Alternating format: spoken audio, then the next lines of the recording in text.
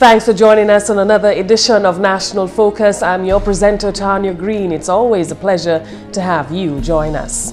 Among the major developments, Dominica given the green light to sever ties with the Privy Council. We will hear from the country's Prime Minister. New British High Commissioner to Dominica promises continued fruitful relations between Dominica and the United Kingdom, and a project designed to increase productivity among private and public sectors launched. Stay with me as I bring you the details of these and other stories coming up right after the break. Dominica is blessed with an abundance of water, but getting it to your home is an expensive venture. You have a responsibility to conserve water, to use it wisely. Remember the old adage, you never miss the water till the well runs dry. Think water, think life.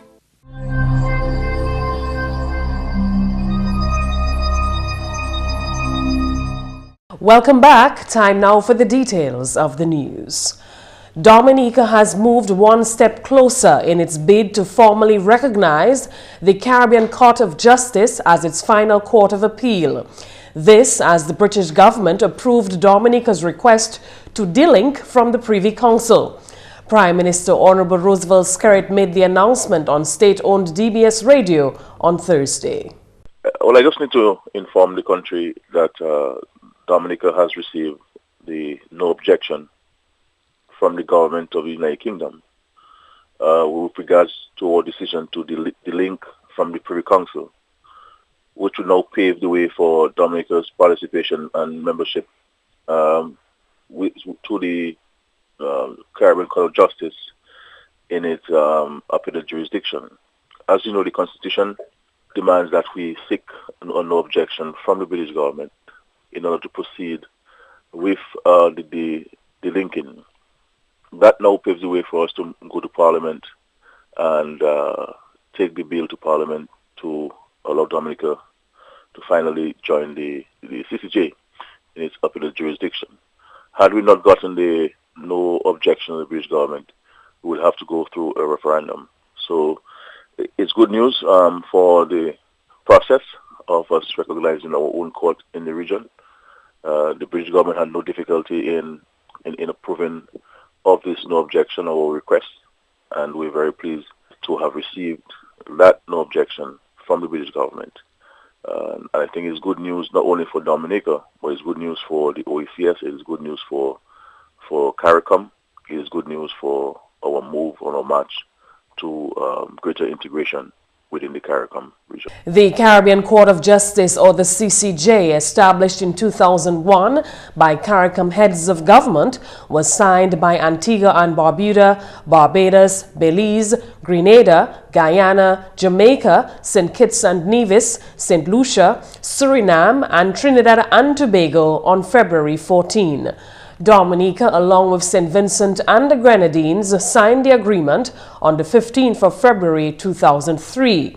It was established to serve as a substitution for the Judicial Committee of the Privy Council and is recognized to date by the only 3 Caribbean countries, Barbados, Belize, and Guyana. The CCJ, which is headquartered in Port-of-Spain, Trinidad, also acts as an international tribunal interpreting the revised Treaty of Chaguaramas, which governs the regional integration movement and the Caribbean single market and economy. New British High Commissioner to Dominica, Her Excellency Victoria Glynis Dean, has promised to deepen existing relations between Dominica and the United Kingdom. That commitment was made when Ambassador Dean officially presented her letters of credentials to Dominica's head of state, His Excellency Charles Savarin, on Wednesday. The new British High Commissioner to Dominica replaces His Excellency Paul Brumel. I'm absolutely delighted and very proud to be the next High Commissioner in a line in this long-lasting and deep and important friendship between our two countries. I look forward to, as I said, a long and productive relationship with you and with your government.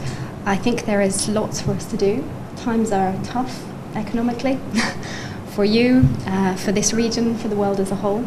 That's no different in my home, the United Kingdom. But I believe that the Caribbean has already shown me what resourceful and creative people that you have here. And I stand ready to tackle that economic challenge. But I look forward to hearing more about your plans.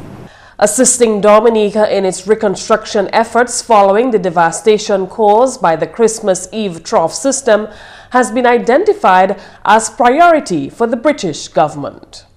I was deeply sorry to see the devastation caused by the rains over the Christmas period, and I know very many homes and families and businesses were affected, and that there's a very serious reconstruction effort underway now. We stand ready to help as much as we can, and in particular the Caribbean Development Bank and the World Bank will be really important partners in that reconstruction effort. So we will be doing everything we can to ensure that that money is dispersed smoothly and that the bureaucracy is as limited as possible. The British High Commissioner said development assistance through aid packages will also be forthcoming towards creating jobs, providing assistance to small businesses, and tackling climate change issues. The British government, according to the new ambassador, will also assist Dominica in its continued crime and drug fighting efforts. Tackling drugs and crime, I hope, will also be an important part of our cooperation together. We all know about the scourge of drugs, both on families and on businesses and communities because of the role of traffickers. The British government has provided some assistance to Dominica in the past on this, and we stand ready to continue that work together. Some examples are that we've assisted with a canine unit and some detection equipment. But I have to say that a great deal of the credit must go to the Dominican government in making those efforts. We continue to get fantastic support and cooperation from officials and ministers here. And I think we can say that we're slowly together gaining the upper hand and preventing traffickers from operating here as effectively and smoothly as they would like, even though we would not like it. Meanwhile, Dominica's head of state, His Excellency Charles Savarin, in welcoming the new British High Commissioner to Dominica, expressed confidence that both countries will continue to expand on existing bilateral relations. I have every confidence that you will continue the work of your predecessors in strengthening the bonds of friendship and cooperation between Dominica and the United Kingdom, and that you will also embrace every opportunity to expand and deepen bilateral and multilateral cooperation as we strive for the development of our two peoples. Since the establishment of diplomatic relations with the United Kingdom on attaining independence in 1978, Dominica has benefited and continues to benefit through fruitful bilateral cooperation in human resource development, infrastructural development, security, and the fight against crime and poverty alleviation. Significant EU-funded projects in Dominica include the Air Access Improvement Program, Dominica's Social Investment Fund, the Waitakubuli National Trail Program, Ecotourism Development Program, and the West Coast Water Supply Project.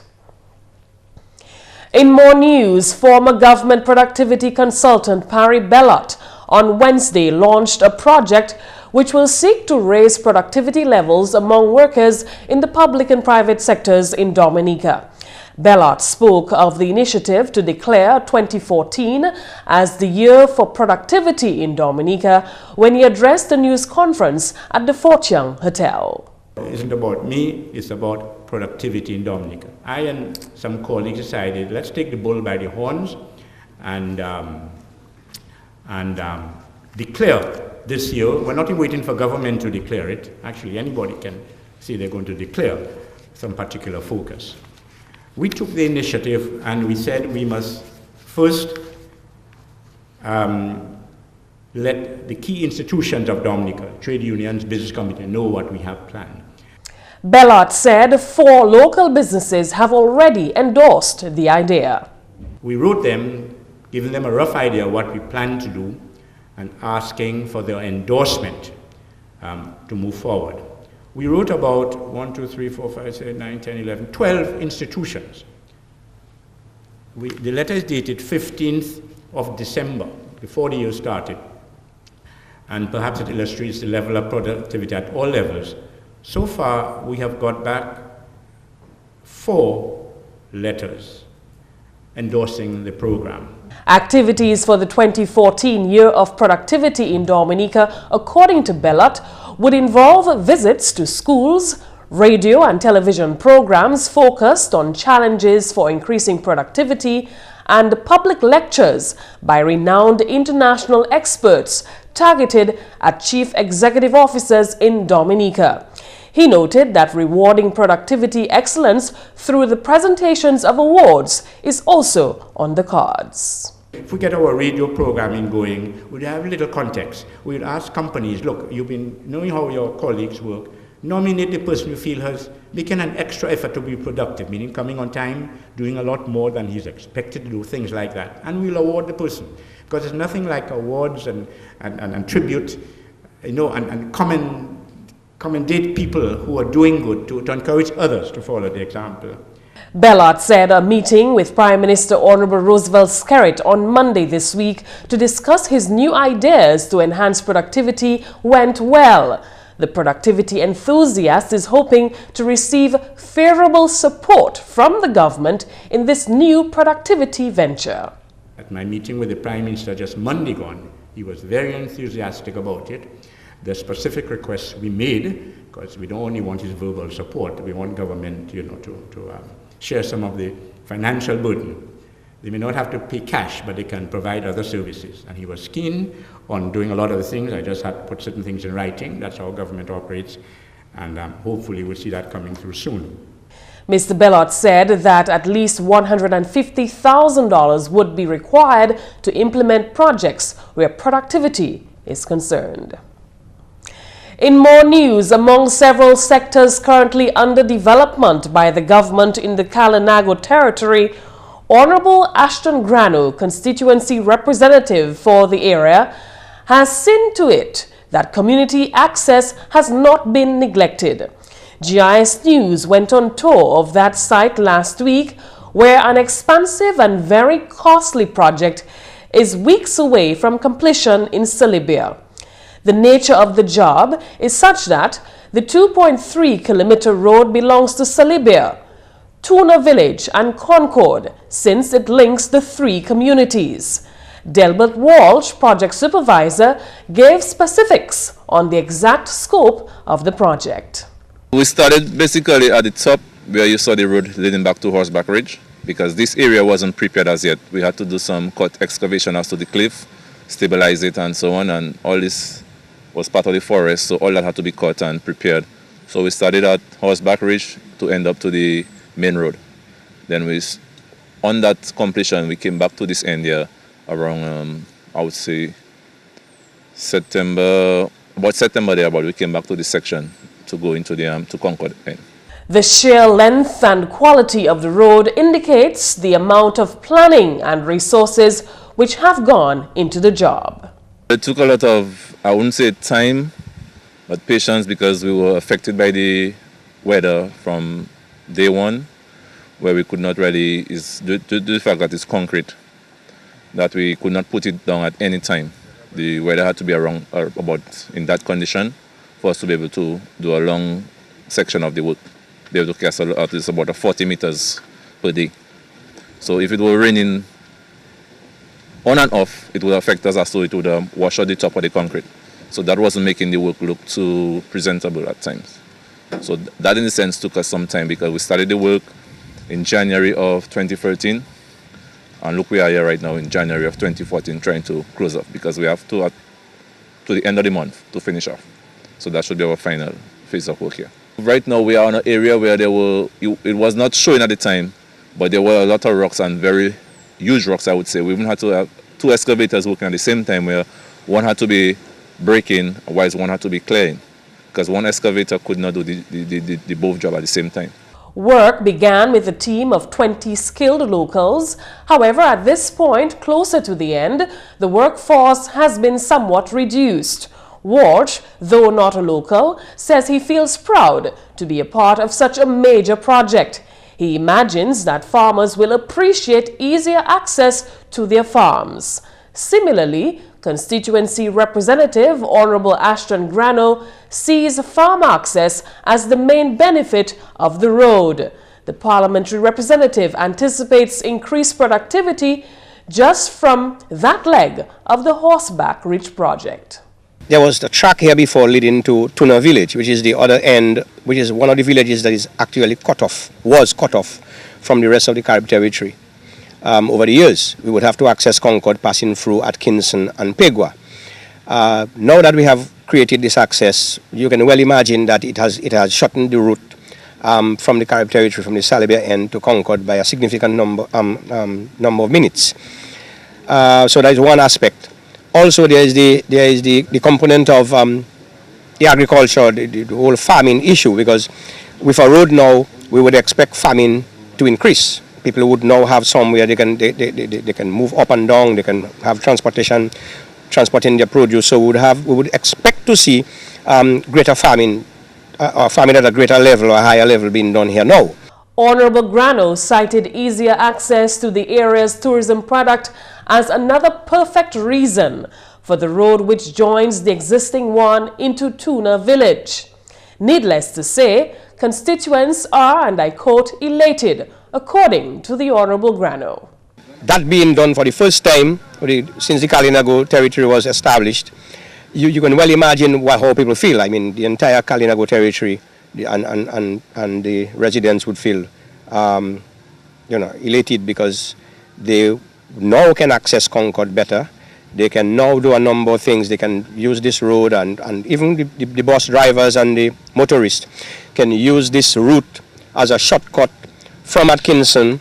If you're coming from Atkinson, you're going to Roseau, for example, and your bus is already filled. You don't have to go all the way to Gullet River and Sineku into Castlebros and the other side. So they could just access here into Concord, a short route into Pocassi and into Tong. So a number of benefits here when a road like this is constructed.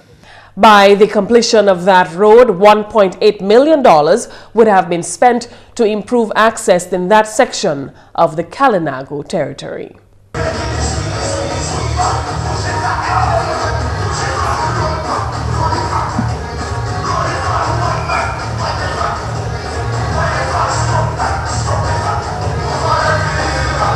At least one community on the island is fully organized and ready to take on Mass 2014. On Wednesday, the St. Joseph Carnival Committee launched its program of activities for Mass St. Joe 2014. Mass St. Joe will begin with a grand opening parade on February 15. Organizers are promising that this will be one of the biggest parades the community has ever seen. This year, for the first time, there will be a local calypso competition scheduled for February 28. 10 competitors are already down to perform at the free event, which will take place on the grounds of the Fisheries Complex. Another highlight of Mass St. Joe 2014 is the first ever Miss West competition, which will take place on March 2nd. The young ladies had the opportunity to present themselves and sign contracts to formalize their participation in the pageant. My name is Colette Ambo, and I will be representing the community of Salisbury. Representing the small and farming community of Campbell, I am 17 years old Miss Emmanuel Christmas. I am 17-year-old Miss Eleni Virgin from the village of Collie. Good evening, everyone. I am 20 years old Miss Jacqueline Kalanabrizi, and I am proud to represent the vibrant community of St. Joseph. The other two contestants are Leah Archibald of Maho and Nelisha Baptist of Bells. This committee also informed that this year the Ministry of Culture will also bring back to the community of St. Joe an all-mass and Sensei festival scheduled for February 19. The St. Joseph community prides itself in contributing to the continuation of the Sensei tradition and claims to be one of the best producers of the Sensei costume in Dominica. Honorable Kelva Daru, parliamentary representative for the St. Joseph constituency, thanked members of the community who continue to keep the carnival spirit alive in the community. He spoke of his commitment to assist in the Sensei tradition. As a parliamentary representative, I felt it necessary to make a contribution towards the Sensei group to ensure they can continue to keep the development of the Sensei costume alive and to ensure that they can continue to build the costumes. During his brief remarks, he also took time to caution those who will participate in the various events to make Mass 2014 a peaceful one. Carnival in general has no place for violence. And this is important because some persons tend to associate the activities of Carnival.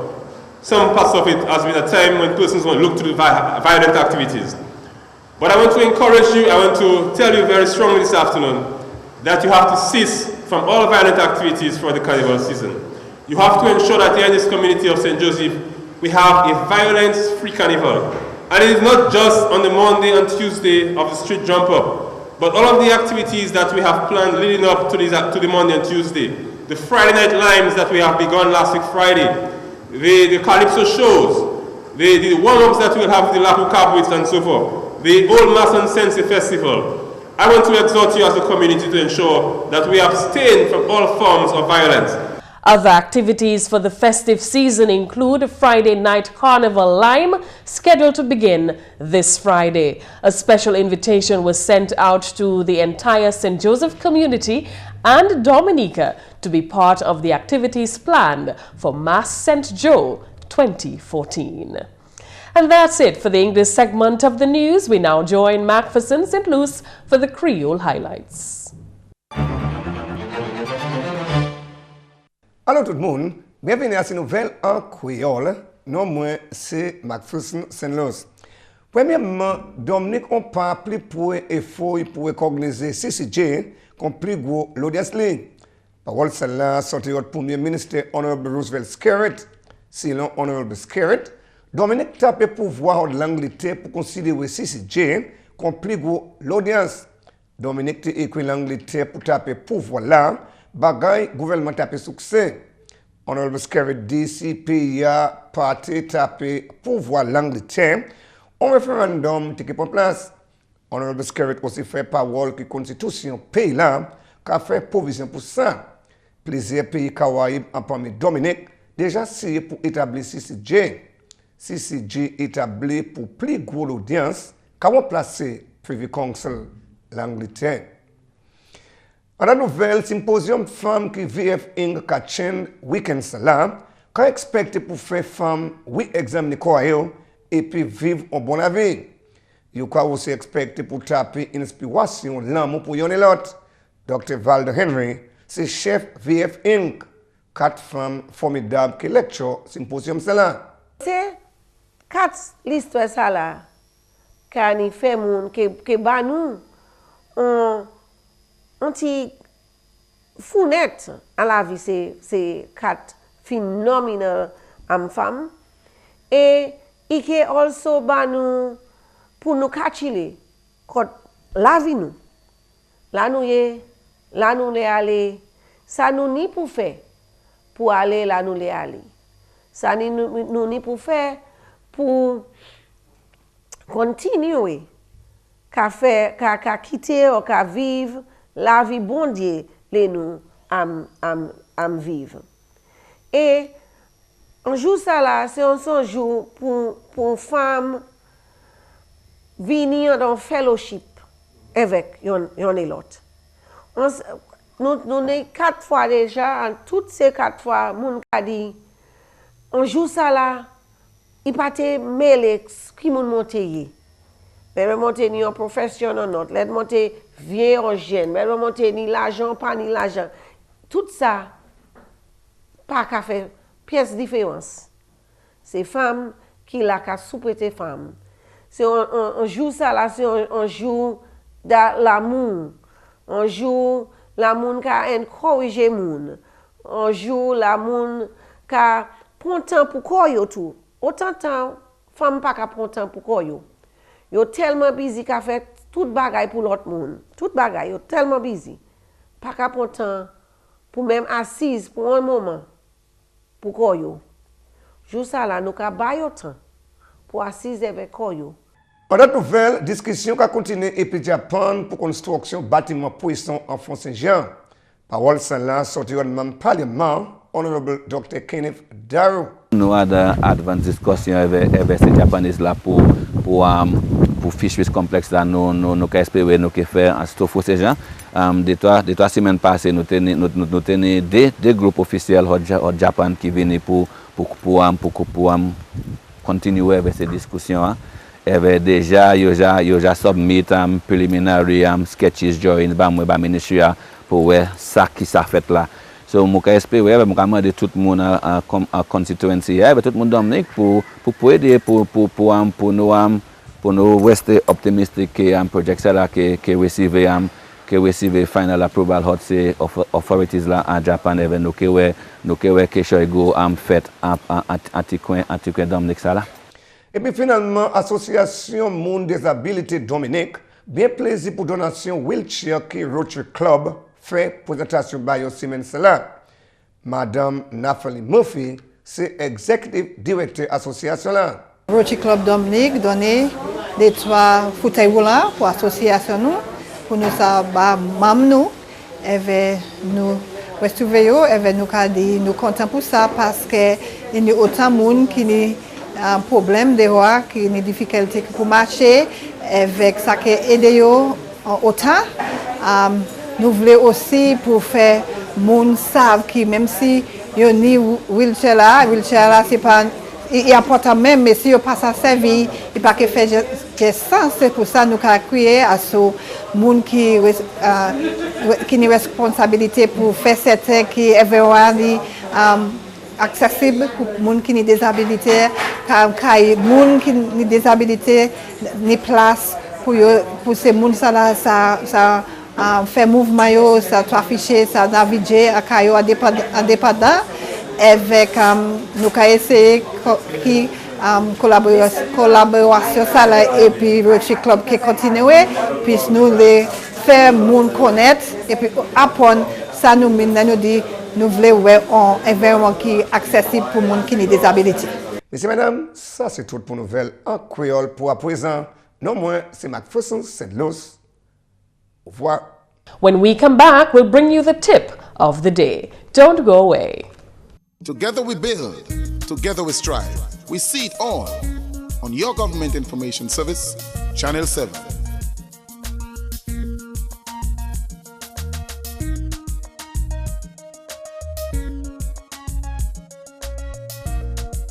This is the Government Information Service, bringing you all that you need to know about all that's happening in your country's development.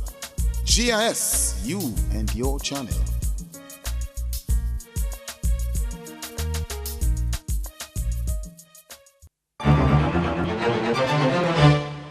On today's tip of the day, we'll tell you how you could reduce stress. Stress leads to a reduction in concentration and productivity and may be affecting you more than you realize. Combat stress by developing a positive attitude. Exercise regularly. Learn basic but useful stretch techniques as they help relieve tense muscles and fatigue. Eat healthy and get sufficient sleep. And that's all for this edition of National Focus. We always welcome your suggestions and your comments. Drop us an email at gis@dominica.gov.dm or you can visit our website at news.gov.dm. You can also friend us on our Facebook page and be sure to like our GIS Dominica fan page. You can also catch up on past National Focus newscasts on our GIS Dominica YouTube channel. On behalf of the entire news production team, I'm your presenter, Tarnia Green. Thank you so much for watching and do remember to join us again tomorrow.